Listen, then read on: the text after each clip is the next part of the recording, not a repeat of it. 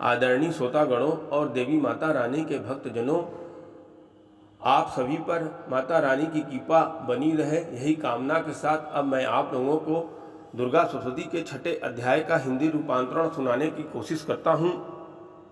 कल मैंने आप लोगों को सुनाया था कि कैसे दुर्गा माँ पर मोहित होकर शुंभ निशुंभ नामक राक्षस गण देवी माँ को विवाह का प्रस्ताव अपने दूत द्वारा भेजे थे।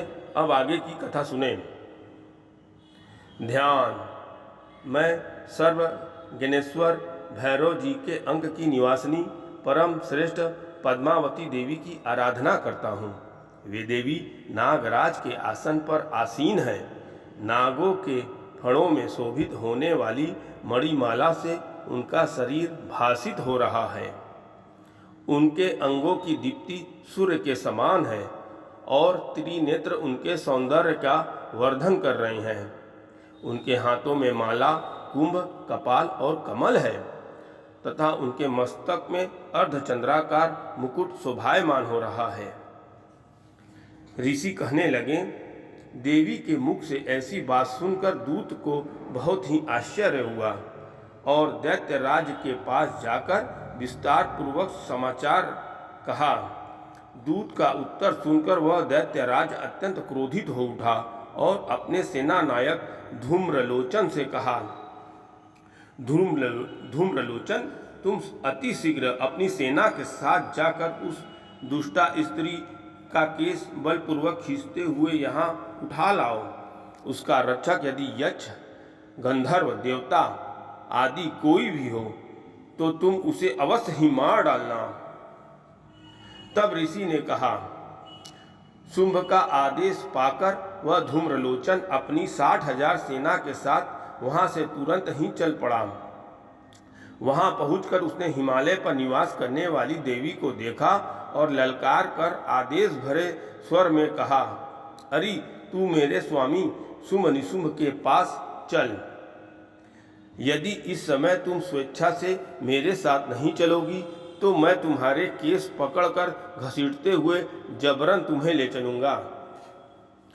तब देवी ने उससे कहा, तुम दैत्यराज के आदेश से आए हो और तुम स्वयं ही बलवान हो तथा तुम्हारे साथ इस समय विशाल वाहिनी भी है। ऐसी अवस्था में यदि तुम मुझे बलात् भी ले चलोगे तो मैं तुम्हारा क्या बिगाड़ सकूंगी।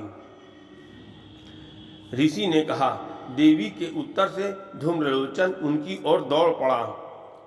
तब देवी अंबिका ने हूम शब्द का उच्चारण करके उसे वशीभूत कर दिया। तत्पश्चात क्रुद्ध हुई उसकी विशाल सेना ने देवी पर आक्रमण कर दिया। फिर अंबिका और राक्षसों सेनाओं में तीक्ष्ण बाणों, शक्तियों तथा फरसों का युद्ध आरंभ हो गया। इतने में ही देवी का वाहन सिंह भी क्रोध से गर्जन करके अपने गर्दन के बालों को हिलाता हुआ असुरों की सेना में कूद पड़ा। उस सिंह ने कुछ राक्षसों को पंजे के खरोचों से, कितनों को अपने जबड़ों से विदर्ण करके और कितने को धराशाही करके ओष्ठ की दाढ़ी का प्रहार करके मार डाला। कितने दानवों का उस सिंह ने अपने नाखूनों से पेट फाड़ दिया। कितने की सिर थप्पड़ मार मार कर धड़ से अलग कर दिया।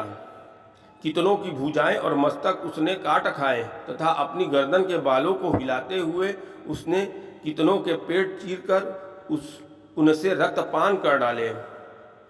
अत्यंत क्रोधित देवी के उस वाहन महाबली सिंह ने क्षण मात्र में ही सारी दानवी सेना का अंत कर दिया।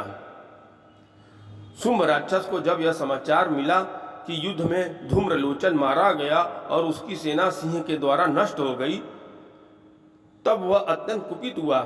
क्रोध में आकर उसने अघरोष्ठ कंपित हो गए। उसने चंडमुंड नामक 2 महाबली दैत्यों को आदेश दिया, हे चंडमुंड, तुम लोग अपनी विशाल सेना लेकर जाओ और उस देवी को घसीटकर या बांधकर पकड़ लाओ। यदि इस प्रकार उसका आना कठिन हो तो उस पर समस्त दानवी सेना के शस्त्रों का पहार करके वहीं पर वध कर देना। उस दुष्टा की हत्या हो जाने तथा सिंह के मारे जाने पर उस अंबिका को पास से बांध करके तुरंत यहाँ लौट आओ। इस तरह श्रोतागणों, ये दुर्गा सप्तशती के 6ठे अध्याय का हिंदी रूपांतरण यहाँ पूर्ण हुआ। अगर आपको मेरा यह कथा सुनाना अच्छा लग रहा है तो कृपया लाइक और सब्सक्राइब शेयर करना न भूलें। इससे हमारा मनोबल बढ़ता है और हम आपको फिर 7वां अध्याय सुनानेंगे। तब तक के लिए जय माता दी। अपना ख्याल रखें दोस्तों, और नवरात्रि में दुर्गा माँ का पूजन कर आशीर्वाद लेते रहें। जय माता दी।